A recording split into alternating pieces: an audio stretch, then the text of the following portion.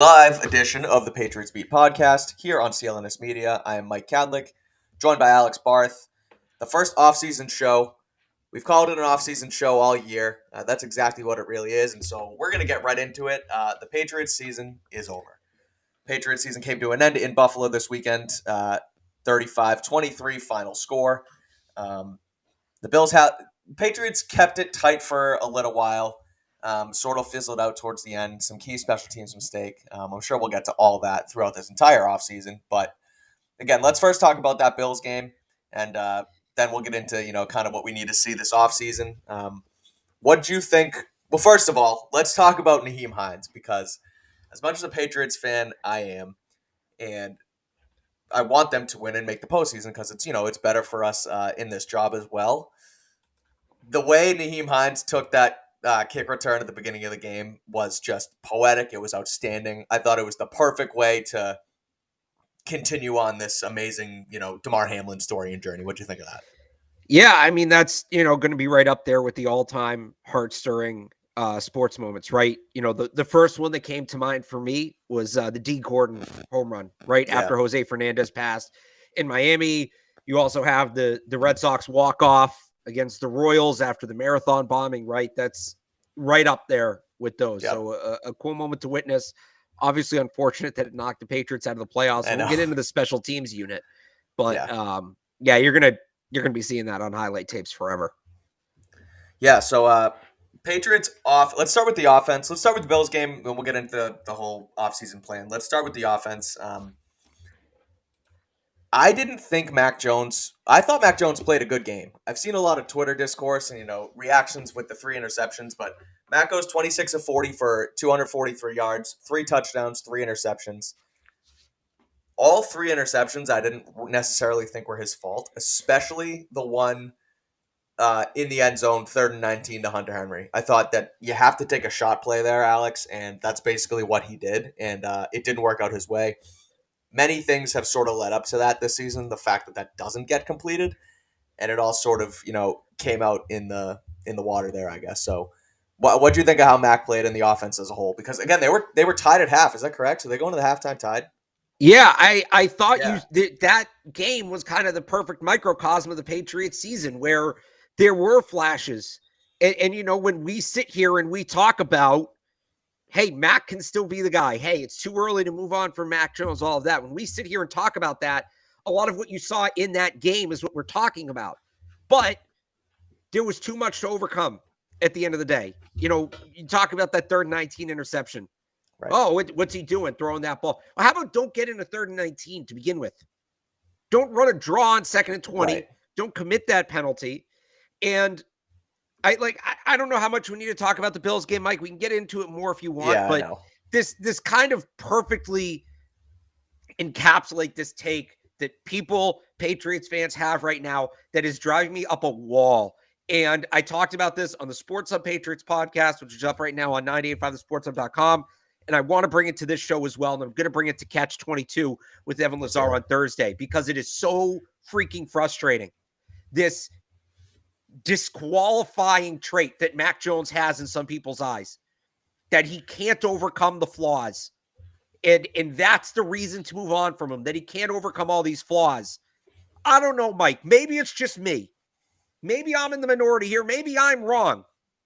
But to me, the problem should not be that the quarterback can't overcome flaws. How about you just fix the flaws? Yes, I'm with you. We've done this too many times here. Right. I don't know why we have to do this, where we'll just go get a quarterback who can fix the flaws, who can cover up all the flaws. You mean like one of maybe 3 guys on the planet? You spend 20, 30 years, maybe get the guy, and they can be mediocre the rest of the time. I feel like people are so disconnected as to the goal here. The goal is not to have the best quarterback. The goal is to win the most games. And yes, sometimes those things overlap. And they certainly overlapped here for 20 years. But that's not real life, that the quarterback is just going to cover up everything that's wrong with the team. If you have a guy that's NFL capable, I think Mac Jones is. I don't know for sure, but I think there's a good chance he is. And I would rather take the one more year to find out than dive back into the quarterback carousel in a year that is horrible. Horrible for quarterbacks in all areas. Don't talk to me about Lamar. He's not really available. He's not. There's no... They're going to keep... They kept the franchise tag open today as well. They just signed Roquan Smith long-term, so they're going to tag him there. Not a good draft for quarterbacks. Not a good free agency class for quarterbacks. Trade market doesn't look great. How about instead of hitting the reset button when you have some good pieces that you throw out the window if you go full reset? I'm talking about Kyle Duggar, Ramondre Stevenson, Matthew Judon. How about instead of hitting the reset button, and yes, in the chat, they're becoming the Colts and going from Carson Wentz to washed Phillip Rivers to washed Matt Ryan. How about instead they'll probably end up with Derek Carr this offseason too, so they're just going to do that again. How about instead of trying to find the quarterback that magically erases all these flaws, who, by the way, that quarterback doesn't exist, how about instead of blowing it all up to find that quarterback, you actually just fix some of the flaws that exist and then see what the quarterback looks like? Maybe he picks up where he left off in 2021. Right, it's crazy. Keeps going with that momentum, and suddenly you're clicking. And you know what? Maybe he doesn't. Maybe Mac really is bad. Maybe he's as bad. But give him a fair shake. Give him a damn fair shake. I'm with you. Here's the thing. Maybe he's as bad as some of the people in this chat say. I don't think he is. Maybe he's worse than Zach Wilson, like some people in the chat like to say. Let's right? Relax, maybe Bailey Zappe's miles better than him, than like some people in the chat like to say. I don't agree. But if you are going to move on from Mac Jones, don't you want the next guy to be in a spot where there aren't so many flaws to overcome? It's become this thing. And Bill said it when Bill was asked at that end of year press conference, is Mac the quarterback going forward? And he talked about needing to be better all around offensively. People took that as some sort of indictment on Mac Jones, that he can't cover up these issues. And as Bill saying he needs to cover them up. If that's how Bill feels, Bill's wrong. Because saying that a quarterback needs help has become some sort of dirty word, and it's not. Every quarterback needs help. If the Chiefs don't win the Super Bowl this year, you know what people in Kansas City are going to be talking about? Getting Patrick Mahomes more weapons to replace Tyreek Hill. Does Patrick Mahomes suck? Well, according to the logic of a lot of these fans who are knocking Mac Jones, yes. Mahomes sucks as well because he can't cover up every flaw. Right. So I know you want to get into the Bills game, but No, we don't have to. We can go right into the offseason. As we get started for the offseason, this is my big overarching take that Mac Jones not being able to cover up every single flaw on a team that had a ton of flaws offensively is not a reason to move on from Mac Jones. Right. It's a reason to fix the flaws.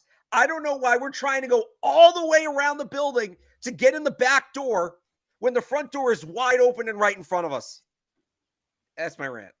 No, I'm with you. I agree. And especially the quarterbacks around the league that are either available in free agency, available for trade, or available for draft. It's not really a great class. The top of the class in the draft is your Bryce Young and your CJ Stroud, but you're not at that point, and you're not going to trade more assets to get up there when you already have 14, and you have a quarterback who you just drafted at 15 2 years ago.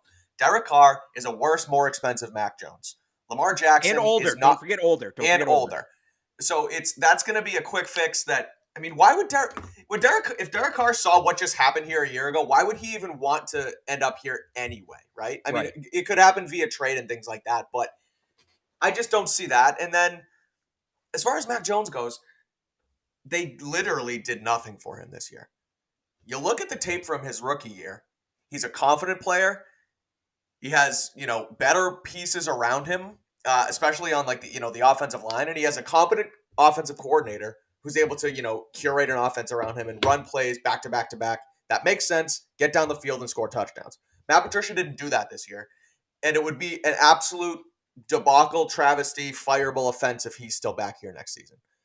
I'm 100% with you. They cannot run this back the way they did. They have to give Mac another chance. They have to give him a fair shake. If it doesn't work out this year, this is the big year, because that's when the 5th-year option comes into place, right? So, right. But again, even if it doesn't work out, you're still improving it for the next guy. There's this idea that if you just swap the quarterback and swap the offensive coordinator, suddenly everything's different. What, you're going to bring in Derek Carr and Bill O'Brien, and despite having no tackles, and despite his number one wide receiver being Nelson Aguilar, he's going to throw for 5,000 yards, and they're going to win 14 games? Right. Either way, even if here's my point, even if you don't think Mac Jones is the guy, why is improving the offense around the quarterback situation in a year where, again, a better quarterback is not available? Right. Why is that such a bad idea? Why is there so much pushback on that? Why is there so much vitriol towards Mac Jones that getting him out the door needs to be the first priority? Like, again, it's so far down the list of problems. The 49ers are going to the Super Bowl with Brock Purdy. It is not about having the best quarterback, as fun as that is, and I miss it. I do. It is not about having the best quarterback. It is about winning games however you can. And unless this team wants to hit the total reset button, which would be a bad idea, why don't you build around the guy you have who might actually belong in the league and see if you can win some games that way? Why not? Why is that so off the table to some people? It doesn't make sense. I think it's people just finding a scapegoat to get mad at because they trust Bill so much and they're the Bill Belichick is the GOAT, and he is, but people are so quick to dismiss everything else besides Bill and the decisions he's made, and they forget that, okay, maybe Mac Jones is actually pretty good, and they have literally given him nothing, and like you said, they don't even want to try and build around it. They just want to – everyone was you get too comfortable with Tom Brady, and I get that happens. And so as soon as one guy comes in, it's like – and he stinks for a game, it's like, oh, he's not the guy. He can't do what Brady did. No one can do what Brady did. Mac Jones needs pieces around him like almost every single quarterback does, like you said. The Chiefs didn't win it all last year. Patrick Mahomes is the best quarterback in football. You need to continue to build around these guys. And the fact that, like you said, I don't understand why you wouldn't want to, Mac's not good because he can't make the guys around him better. First of all, that's not necessarily true. And secondly, why wouldn't you want to put better pieces around someone? Like you said, I agree. Whoever it is. Yeah, well, why are we using those? Because, again, to get the quarterback that these people want. All right, so get a guy in the draft. There's two quarterbacks in this draft better than Mac Jones. They're probably going 2 and 3 overall. Right. They're definitely going in the top 5.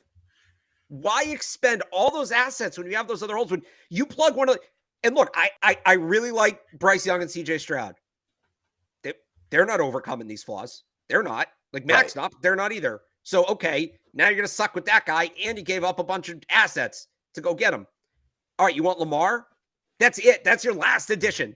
Between the money that's going to cost you and the picks that's going to cost you, look at the – and I'm not saying Lamar would be as bad as Russell Wilson, but the Broncos looked like they were quarterback away. They had the number 2 defense in football last year, great receivers, a great offensive line. So they could make that move where they have no room to add for the next 2 to 3 years. Right. The Patriots cannot. They can't afford to do that. That's not me saying I wouldn't take Lamar, but he's not going to fix everything.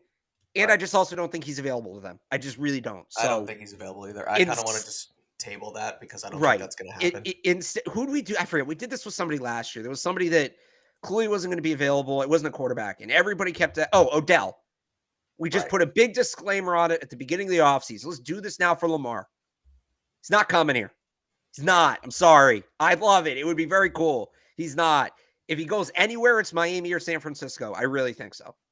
So I'll throw this out there on Lamar. I want to get your quick thoughts on it, and then we'll move on. Yeah. I saw something. I think it was on Twitter. Would you trade? I think it was Justin Fields for Lamar Jackson. Yeah. If you're the Bears. The Bears. You get rid of Fields, you get Lamar in, and I think it was the number 2 pick as well. Oh. The number 1 pick. No, it'd be number Fields. 1. It's the Bears. It's the number 1 pick. Yeah, number 1 and Fields for Lamar. Give me the Ravens pick back, and I'll do it. They still need some playmakers. Right. If I can get a first-round pick, because they have no receivers. Right. Give me a first-round pick back. Honestly, give me that Ravens pick. I'm taking Michael Mayer to pair it with him. Yeah. Yeah. I would probably do that. I would probably, and that's a better package than anything the Patriots can offer. So right there. Oh yeah, 100%. I still think he's going to Miami, and that team is going to be nuclear. That would, in a good way, like that would be him, Tyreek Hill, Jalen Waddle, Jeff Wilson, Raheem Mostert. Fast. They'll be so dang fast. Too much speed, too much. But anyway, so all right, let's put a bow on the season. We'll quickly do Bills. The only thing I really have to say about it is Josh Allen is unbelievable, Alex. And there was this one throw that we texted about, and you didn't want to give him credit for it. And I had to bring it up on the show. And it was the deep touchdown pass to Stephon Diggs. He threw it like flat-footed, 60 yards in the air, in stride touchdown. And you said that it was more on Diggs than it was on Allen. And I think that's crazy to me. I think that's crazy. So let's hear it. It's a blind throw. I'm not saying it's not on Allen, but it's not a blind throw. It's really not. Like he sees Diggs break coverage and he's able to chuck it that far in stride. Perfect touchdown. Does he see Diggs break coverage, or does he know Diggs is breaking coverage without seeing it? This is my point. Some of these throws, and look, this is my thing where it's coming across like I'm knocking Josh Allen. I just see it differently than other people. He knows they have tremendous chemistry, those two. Right. He knows Diggs is winning on that route. The reason that throw is so difficult, right, is the defensive line is right in your face. Not only can you not step into it, but you're not necessarily able to see where you're throwing the ball. He knows where Diggs is going to be. He knows Diggs is going to get open. He can throw that ball without worrying about maybe what's happening down the field as much, right? Contrast that with the throw Mac made up the seam to Devontae Parker, where Parker underruns it. Right. Right. So it's a great physical throw where he does, but this is again where I think the credit is misplaced. The reason he's allowed to make that throw is because he knows Stephon Diggs is getting the separation, and he knows more often than not, he has that window to throw the ball into. You get what I'm saying? Like, it's but that's okay. That's not a knock, right? No, exactly. It's just nobody wants to. What a throw! Well, yeah, but let's give the receiver credit too for being good enough. Well, I don't like Allen knows he can make that throw. Why do we have to give him a but? He's the second best quarterback in football. You don't need to give him buts. Because when we apply it forward to the Patriots, Mike, people criticize. And I'm not saying Mac Jones can make that specific throw. Right, of course, right. But people knock him for being timid. And Josh Allen is the least timid quarterback in the league. Sure. When you know certain things are going to be available to you downfield the majority of the time, it's a little easier to play like a gunslinger, right? 100%. So this is just where, again, like we talked about last week, the Bills' offense is a truly cumulative effort. That's an incredible throw by Josh Allen.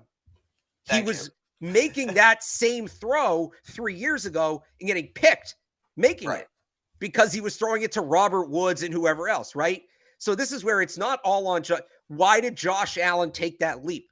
It's not because Josh Allen woke up in the middle of the night and decided to be the best quarterback in the league. It's because they went out and they looked at him and said, all right, he can make that throw.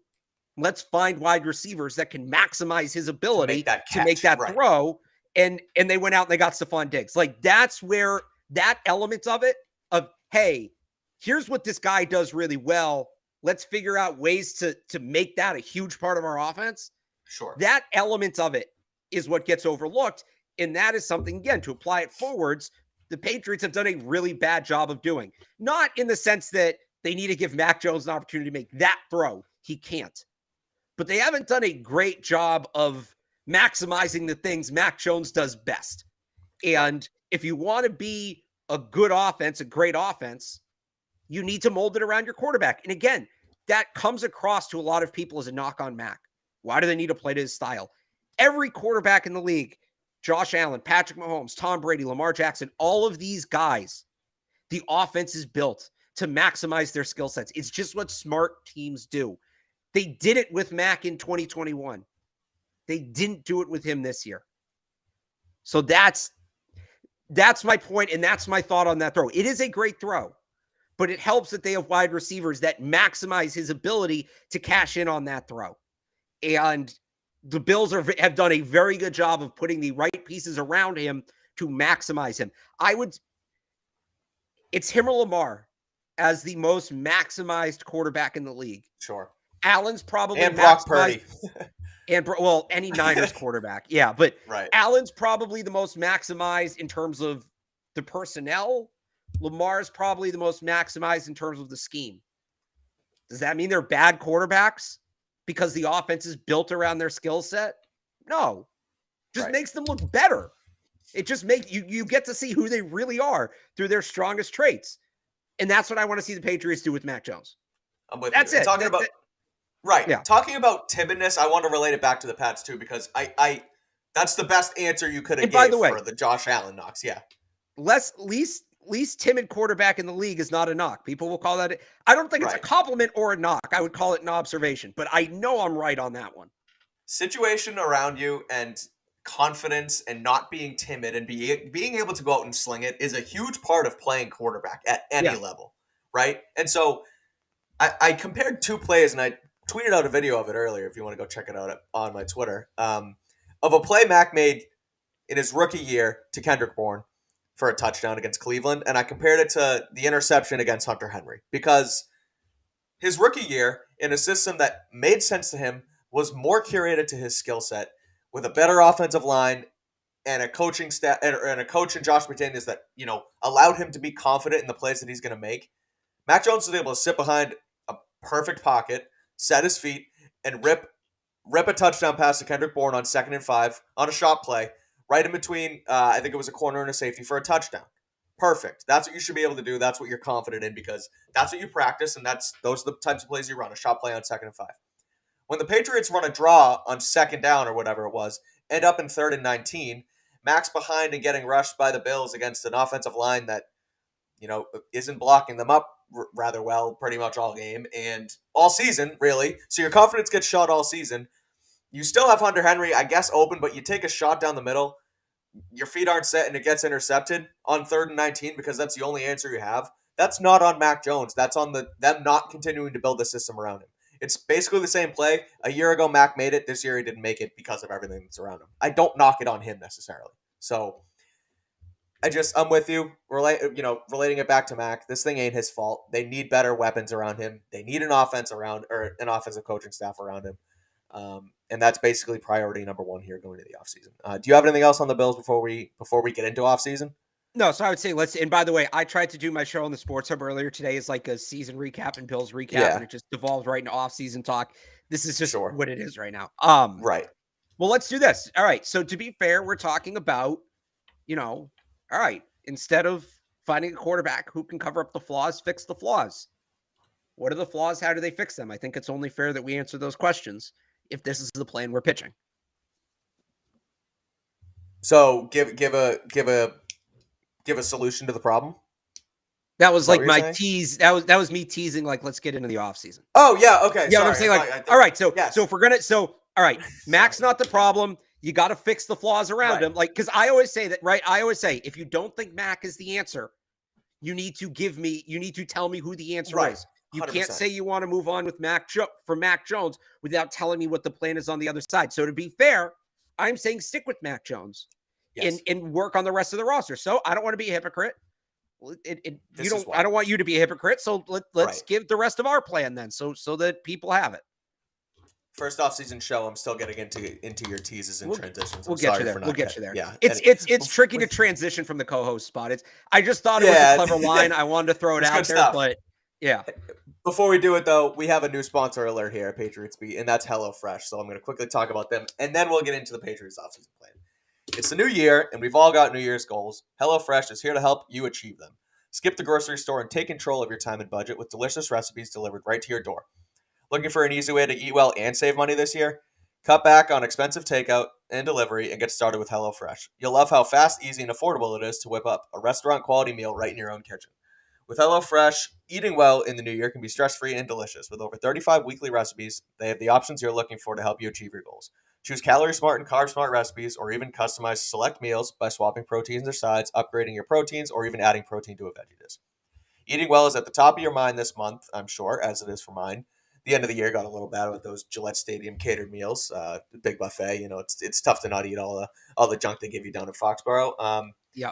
But HelloFresh is here to help. Ingredients travel from the farm to you in less than 7 days, so you know they're fresh. I just got my latest shipment of meals. My favorite was the one-pan tacos. They make it incredibly fast to cook and easy to prep. So go to HelloFresh.com/PatsBeat21 and use Beat21. Use code Beat21 for 21 free meals plus free shipping. Again, that's HelloFresh.com/PatsBeat21. Use code Beat21 for 21 free meals plus free shipping. HelloFresh, America's #1 meal kit. Alrighty, it's time for the offseason. Alex, there's plenty of things this team needs to fix in the offseason. I have my #1 priority, and I'm going to say that it's handing the offensive operation over to somebody completely. Would you say that that's yours as well? Yeah, but I think it goes a level deeper than most people are talking about it at. And what I mean by that is, you got to get a new OC play caller, right? For sure. And we can debate who that should be, Bill O'Brien, Cliff Kingsbury, like we can get into that. But that's not the end of the discussion. If you're going to have a new OC, but Matt Patricia is still your O-line coach and Joe Judge is still your quarterback coach, that's half-assed. Yeah, they need guys in those two spots who are experienced at coaching those two spots. And if you want to sell me on promoting Billy Yates, they could do worse, right? Can you get Cole Popovich back from Troy? I don't know how he would feel, what his exit was like behind the scenes, if he has any animosity towards the organization. It was over a vaccine issue. So, people obviously take that stuff close to the chest, but whoever it is, and this is not me saying that they don't need a new OC. They do need a new OC. Right. But that's not, we got an OC, coaching staff's fixed. Nope. You need quarterback. Right. It's not a promotion. It's not an internal promotion of a Nick Caley and then keeping Patricia and Judge in place. I feel like you got to go external and you got to clean house. But and look, granted, the OC comes first because that guy. I mean, you're going to let him pick his staff. So that's not for me to say, go get, you got to pick the OC first. It's just how it works. Well, that's what I worry that they won't do is let the OC, I'm worried that they won't let an OC in and completely take over the operation. Because last year they didn't. Last year, Belichick assigned Patricia to the offense and the O-line, and then he brought in Judge and said, Judge is coaching the quarterbacks. And he obviously had his hand in it too. I don't even really want Belichick's hand in it at this point. I think you bring a guy in. It's not a Nick Caley. Maybe it's Chad O'Shea who knows the system. But if it's Chad O'Shea, you give him the operation and you get your hands out of it. And you worry about being a head coach, CEO in the defense. Because what happened this year is terrible. And I really think it has to be top down. This is your operation. I think most true OCs, right? Bill picking Patricia's staff, that's pretty uncommon that the general manager picks the positional coaches.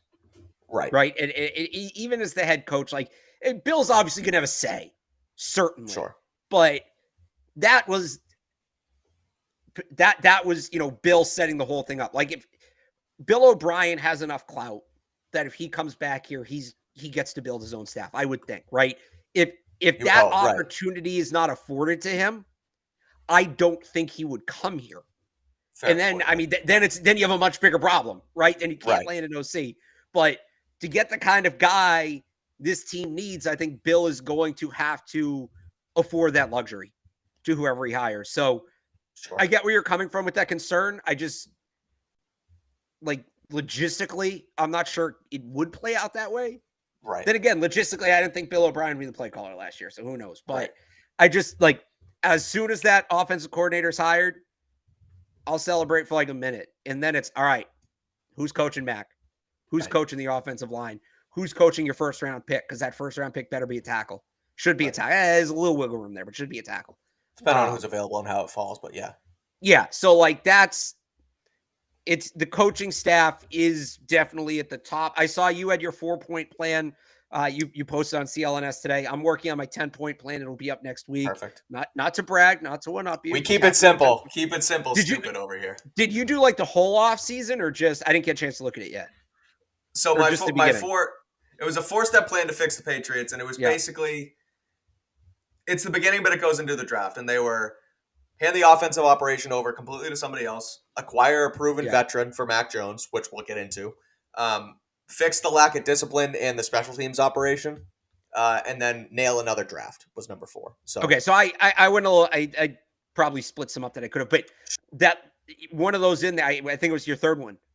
That's another one. Again, yeah, special teams. They can add the OC, and that's great.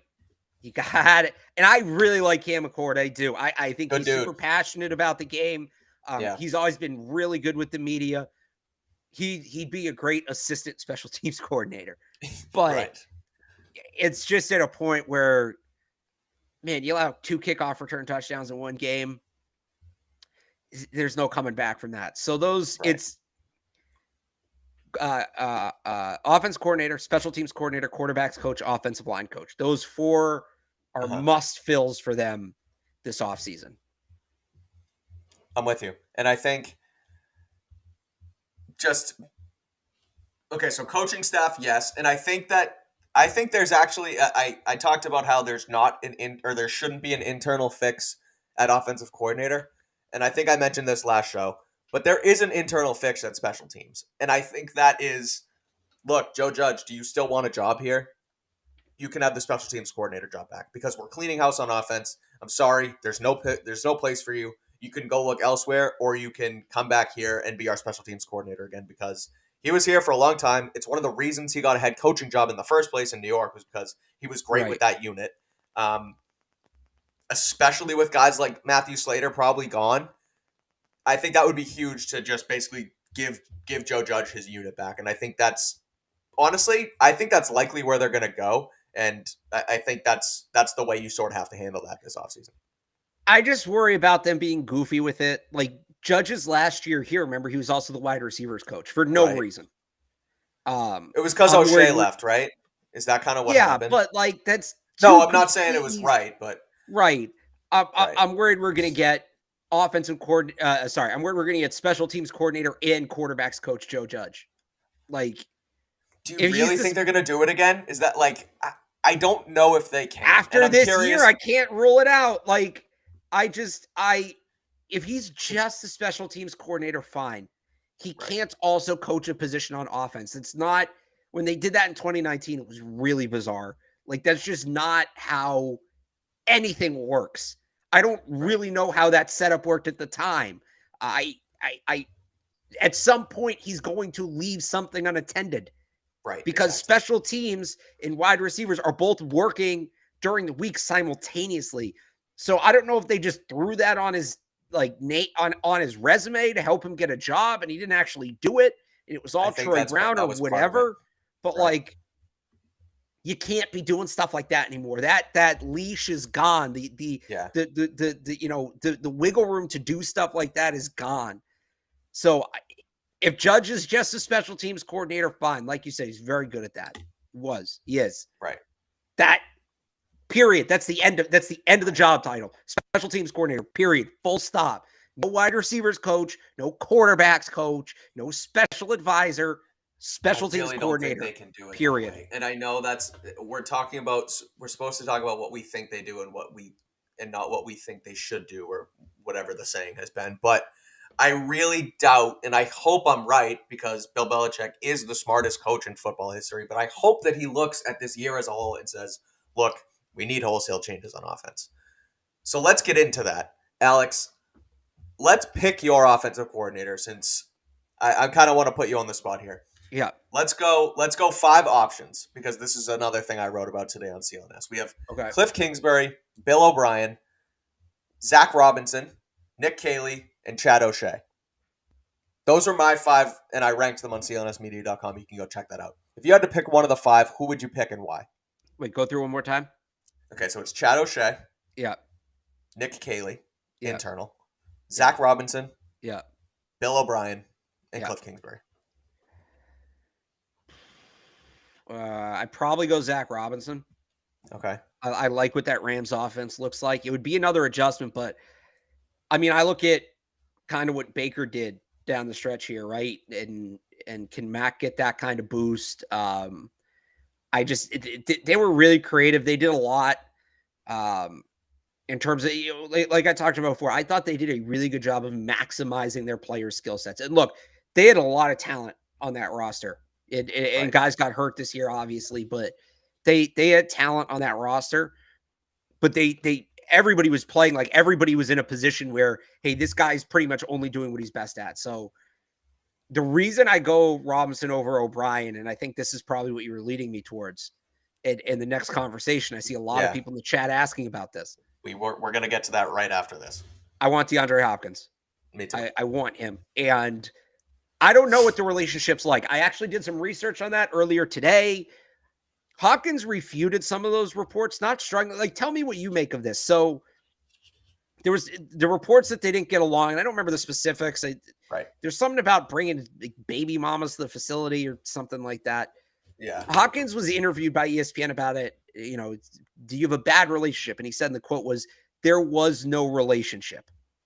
I have respect." And then he said he has respect for Bill O'Brien. So that to me just sounds, I don't know what to make of that. Yeah. I don't know either. Maybe they can mend that.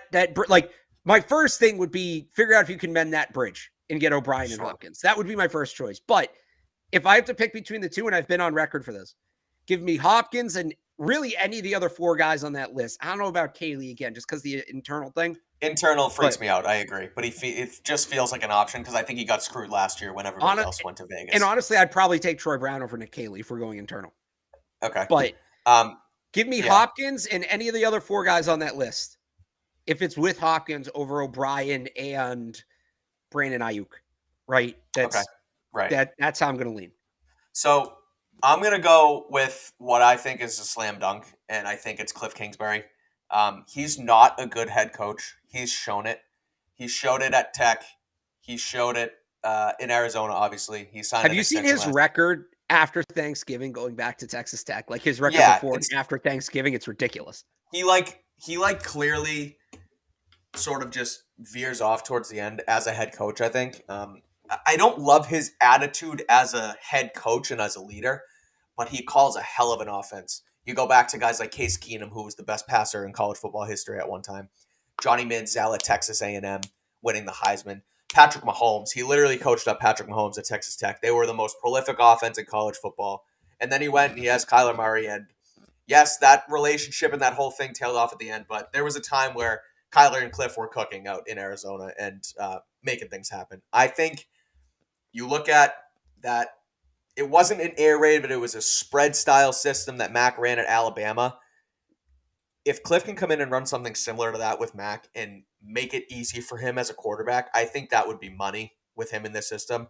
And you add the Hopkins wrinkle to it, which let's get into Hopkins now as we kind of were just doing. I mean, we don't know how well those two get along. It seems like the problem there was Kyler and Cliff and not Hopkins and Cliff. Okay. From the way I'd buy that. I would buy that. Yeah. And there was a report similar again. What I don't like is Hopkins kind of maybe having beef with all his coaches, but it seems like there's mutual respect between Bill and Hopkins, which is that's a start. He has a no trade clause, which makes it likely that he would maybe want to come here. I'm sure you've seen the Hopkins video circulating all over Twitter today. Oh, yeah. But the thing that I was getting to with Hopkins and Cliff was that I think there was a video of them, yelling at each other on the sideline and getting into it. Cliff and Hopkins basically said something along the lines of, "I love that guy and I love a guy who's going to basically go to war with me and play that way with me." So I don't think that there's a rift there. I think it's more so with Kyler, and they're gone anyway. Kyler's going to be there and he's rehabbing, and I'm curious as to what Arizona's going to do anyway. But I think if you can bring Cliff and DeAndre Hopkins here, that's option A, because they worked together in Arizona the last few years, and Hopkins is not washed. I just tweeted a video that I did as well, and he's not washed. He was suspended for 6 games this year, and then he came back and basically got right back to it. He runs fast. Yeah. He's a contested catch guy. He reads coverage well. All the skills are still there. This would not be like when the Falcons traded Julio to Tennessee. This guy can still play football. So I think with Hopkins, and he's going to want a new contract, and you have to sign a new contract if you trade for him, just the way the cap works. 31, he's going to be 30. He just turned 31, right? He's going to be 31 at the start of next season. In my mind, right, he's got 2 years left on his deal. Take the money he's owed, which is about, I think, like $40 million. Tack on another year, spread it out at a little money, like a 3-year, $55 million deal. And look, by the time he gets to that third year and he's 34, yeah, he's probably going to fall off a little bit. But if I can get him for 2 good years to get Mac Jones going, yeah, I'll heat it on the back end of the deal. That's how these contracts work. That's fine. This isn't a guy who's coming in at like 34, right? Right. Like you said, he can still play. He still looks good. The other thing about him, and I know it's going to turn some people off, but just stick with me for a second. His game's never been about speed. He's not the fastest guy. Right. And the reason I cite that as a defense is speed is the first thing to go. When these guys get older, when they cross that age 30 barrier, speed is the first thing to go. So if he's already a guy that can win at an elite level without just blowing by people, that's a guy who can last, right? Like, to compare it to baseball. These guys who in their prime throw like 102, they're never the ones that have the 20-year careers. Right. It's the guys that throw 92, but with junk on it and can put it on a coin, right? Like, those are guys at the 20-year career, because that stuff doesn't fade. The parts of Hopkins' game that he's so good at, the size, the body control, the football IQ, just guy's a dog going for the football, right? That doesn't fade with age like speed does. Right. Larry Fitzgerald's a great example. Somebody just put in the chat. The things that Larry Fitzgerald did are not things that fade with age. He was not fast at the end of his career. He was slow at the end of his career, but he was still a major contributor because he knew how to win in other ways. So I'm not saying Hopkins is going to be an all-pro at 34 on the last year of that contract, but I feel a lot better about a guy like him at 31 than maybe if you go out and get a guy who's just been a burner his whole career at 31. Right. So I like it. And how realistic is it for them to get him? As dumb as this sounds, this is kind of how the NFL works. Mm-hmm. His price has been set. And maybe it was one of the biggest ripoffs in NFL history. But he went for a second, a fourth, and whatever was left of David Johnson at that point, which was not a lot. Yeah. So, and you might say, all right, well, price is going to go up because that was a ripoff, and the Cardinals know it was a ripoff. But at the same time, 3 years older than them, right? In the last 3 seasons, he's only played 1 full season. He's had a PED suspension. And he's crossed the age 30 barrier. I think those net out. Like, even if it increases a little bit, the deal I would offer, 2 seconds. Second rounder this year, second rounder next year. I would do that. And that doesn't feel unrealistic. Maybe you wouldn't. Maybe you think that's too much. I'll throw that to you. But I would do that. And I think that's a good deal for the Patriots. 2 seconds. Okay, so are you saying a second? Obviously, a second and 23 and a second and 24, right? Because they have a 1, 2, and a 3 this year, I believe, at the top of the draft. So you're going this year's and next year's second round picks. Yeah. I don't hate it. Again, I think it's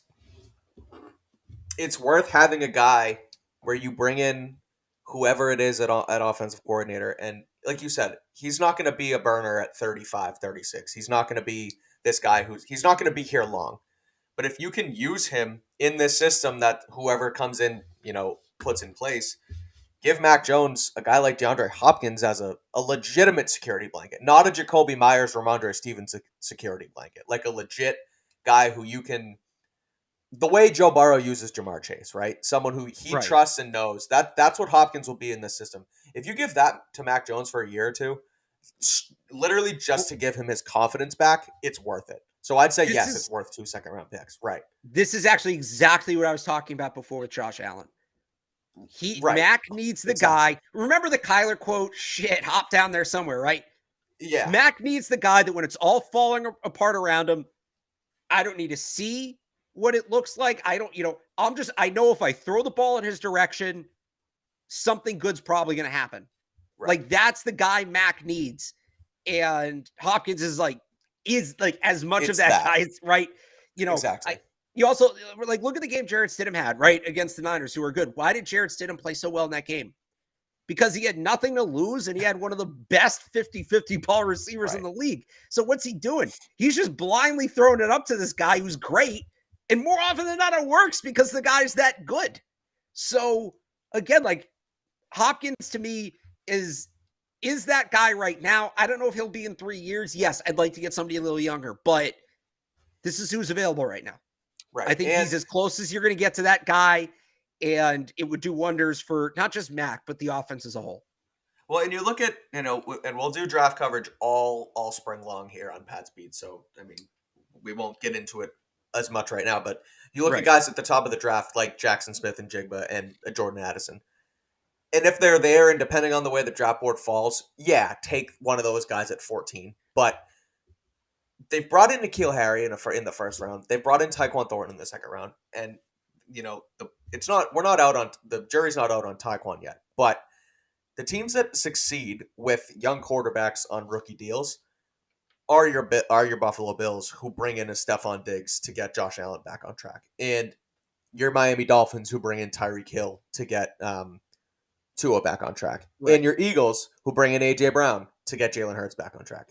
So Jalen Hurts isn't good because Jalen Reagor was there, your first round pick, who ended up being a bust, and I guess I won't do Tua with Jalen Waddle, but you get my point. You need to bring in a more established guy, and it clearly works. It's there. The NFL is a copycat league, and the Patriots should do the exact same thing with a guy like DeAndre Hopkins. I think he's your best bet because I think he'll be, like I just said before, he'll work so well to get Mac his confidence back. I think that's huge in this offseason. Right. Really. And you just kind of danced around it. I'm going to come out and say it.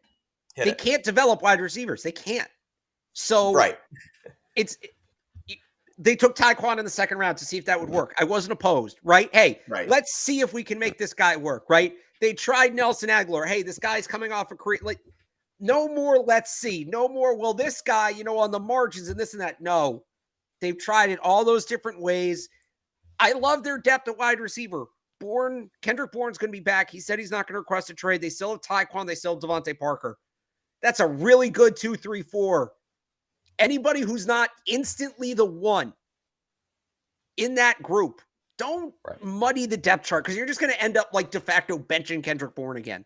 Exactly. Anybody who doesn't walk in the building day one of OTAs is the unquestioned number one wide receiver is not worth adding. Now, that's not to say, all right, you get into day 3 in the draft, you want to add a guy like Tank Dell who has upside, whatever at that point. Right. But when we're talking about those top 50 picks, and we're talking about premium money in free agency and premium trade assets, unless that receiver you're getting comes in. I've been yelled at, Mike, for I'll fill you in on this. The last 2 years, when everybody's come at me, oh, go get Odell. Oh, go get AJ. I've been the guy sitting here saying, no, don't do that. You have some nice pieces at receiver. You have bigger holes.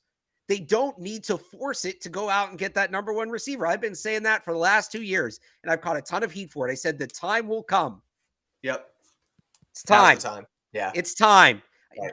Love Kendrick Bourne. He's a great player. People know how highly I think of Kendrick Bourne. I like the Devontae Parker edition. You already made those moves. Right. You already made those moves. You have those guys. You don't need to make that move again. Now go get the guy. Hopkins. All-Pro, 5-time All-Pro. It's DeAndre Hopkins. That's the answer. Right. We're both on it. Now, I'm with you. Quentin Johnson, no, you got to develop him. Jordan Addison, no, you got to develop him. Quentin Johnson got his proverbial shit rocked last night against now, if you want to talk Georgia to me too. about Keely Ringo in the first round, we can have a conversation. Yeah. But you got to develop those guys. And, we can, maybe Brandon Ayuk. No, he's been playing next to Kittle and Debo, and he's had it very easy there in San Francisco. No, get me the guy who's done it. Get me the guy who's put an offense on his back and put together a 1,200, 1,400-yard season. The guy who every time you go out there is going to demand the other team's number one corner. Double coverage is going to draw all the focus, is going to open up things for everybody else and still make plays. There's not a lot of guys like that in the league. There's it's a lot easier said than done. But I think Hopkins is that guy. At least for the next year or two, he could be that guy. That's the guy at this point. No more on the margins. That's the guy.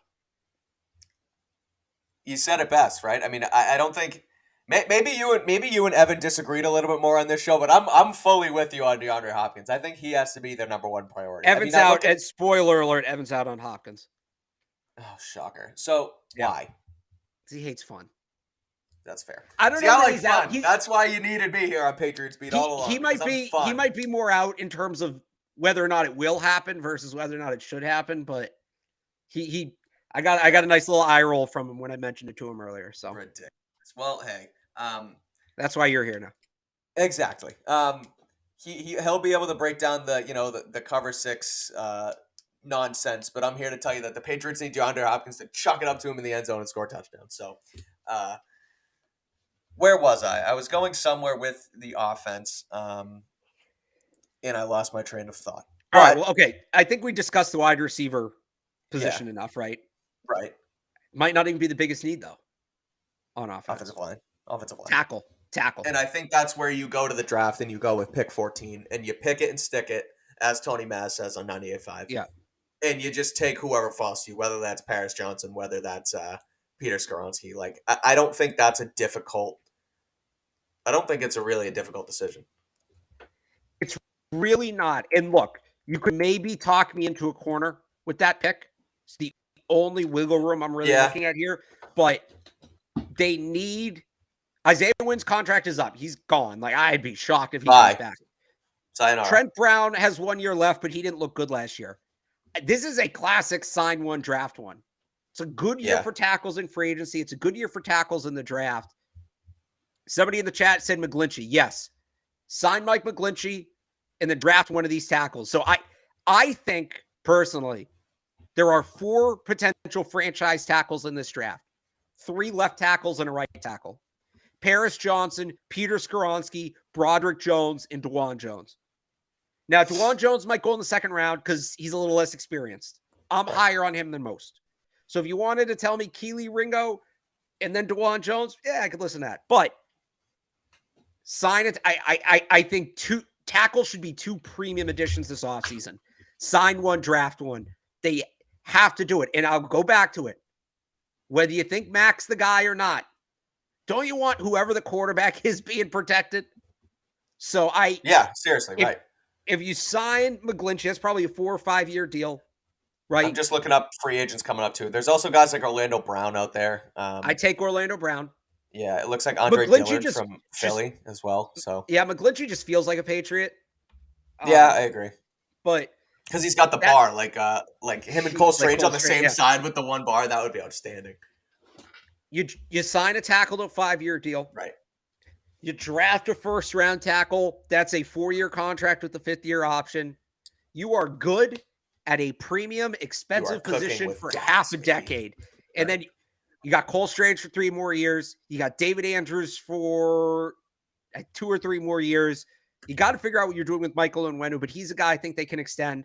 You have a set it and forget it offensive line, just like you did with Joe Tooney and Shaq Mason and that group, right? Right. So, again, we can maybe Andrews has 2 more years on his deal. 2 more years? Okay. Yep. I knew he signed a 4 year deal. I forget when he signed it. Yeah. You can get, like, if you want to talk to me about a corner, because you can still get a premium tackle in free agency and then maybe go a little bit more project at the position on day 2. That's a fair conversation to have. Right. But I think their 2 biggest additions this offseason should both be tackles. I agree. And the only thing I wonder about, and again, it's sort of the argument that the Bengals went through with the 5th pick in 2021 when it was Penei Sewell versus Jamar Chase, and it was that meme, and I think I talked about it on here before, and it was Joe Burrow throwing to protection with T. Higgins, or it was Joe Burrow getting smoked, but Jamar Chase is back there with his hands in the air. And I kind of look at that with somewhere in the 14th pick too, because again, I think you're going to be able to get a decent receiver, but you go back to the Hopkins argument, right? And if you can Hopkins will happen before the draft.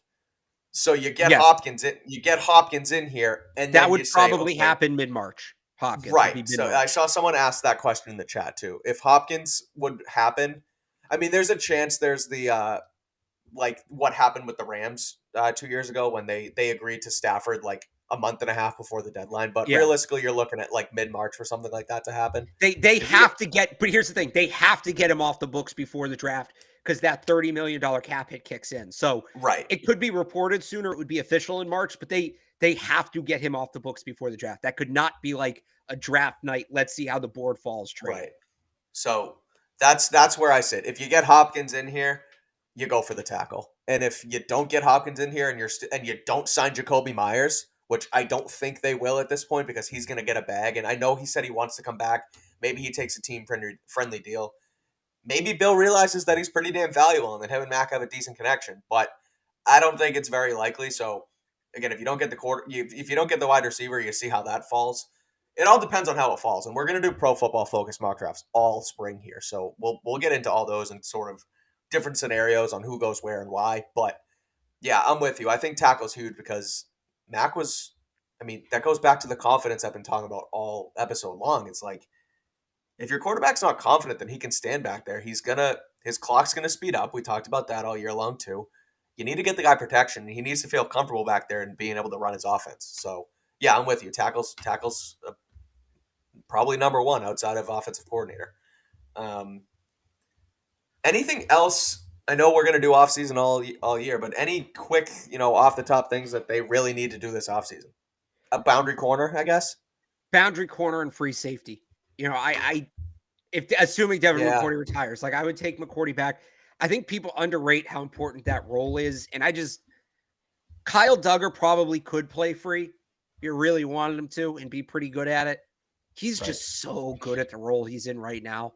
Yeah, and honestly, it's tough to take him out of that. You're adding coverage responsibilities if you move back to free safety. There's not a ton of true free safeties left. So many of these guys now play these hybrid roles where they're playing free and box and star, and they're playing in the slot. And, I look at a guy like Kirby Joseph, I thought would have been a great pick for them last year. Reminds me a lot of McCourty. Even bringing in a veteran like Deron Harmon just as a bridge. Yeah. They need a true free safety on the roster. And then, yes, you need size at corner. And it's going to be interesting to see what they do with Jonathan Jones, whether he comes back or not. They still need a corner either way because they need to be bigger at that position. But, if you add Jonathan Jones, now you kind of have this log jam, and how's that guy getting on the field? As good as Jones is, I'd take him back. I'm not sure he's a guy who needs to be back, right? Whereas I'm not saying it needs to be the first round pick. I'd love Keely Ringo here, but just go out and get somebody who's 6'2", can jam at the line. See, I like what veteran in free agency. I like what they've been able to do with John Jones though in like a Tyreek Hill standpoint. Like what they did with the Dolphins was they've done that, and it's like if you have a guy that can essentially shut out the best receiver in your division 2 games a year, that's pretty valuable to have. Again, it's not necessary, but he has value, and he's probably going to get paid somewhere too. I don't think it's necessary he comes back, like you said, but I mean, I think you look at bringing John Jones back if you can. Yeah, but either way, you need to add a big corner. They need more size at that position. They need more size at that position. Yeah.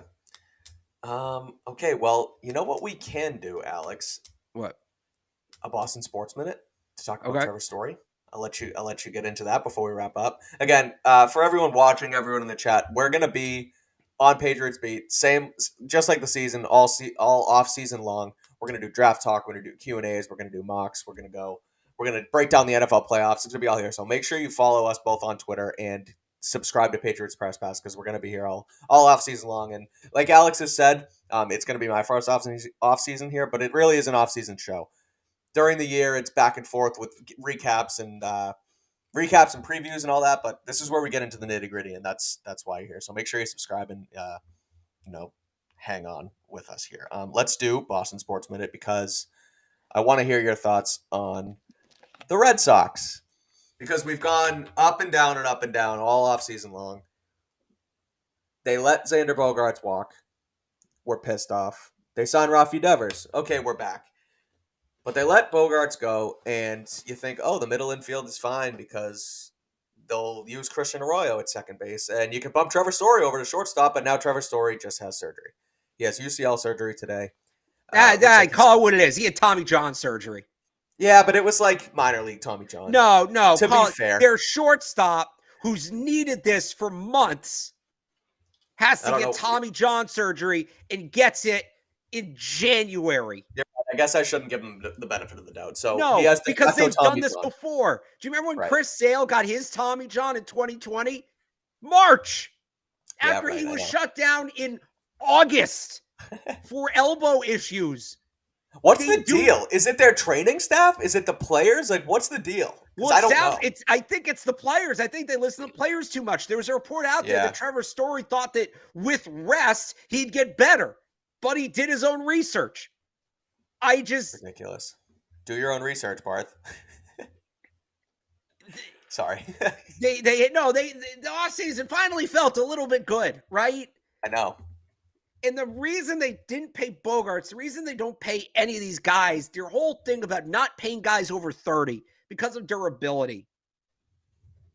Story's elbow has been an issue since Colorado.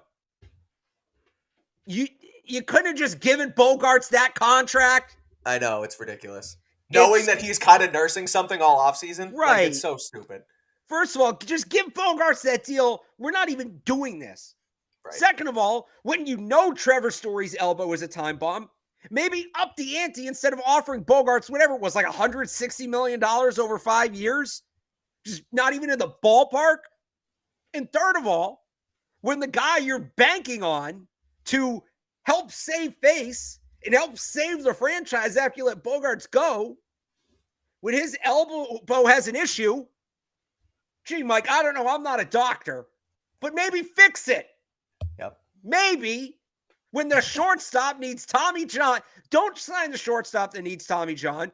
Sign the shortstop that doesn't need Tommy John. But when you do sign the shortstop that needs Tommy John, get him Tommy John.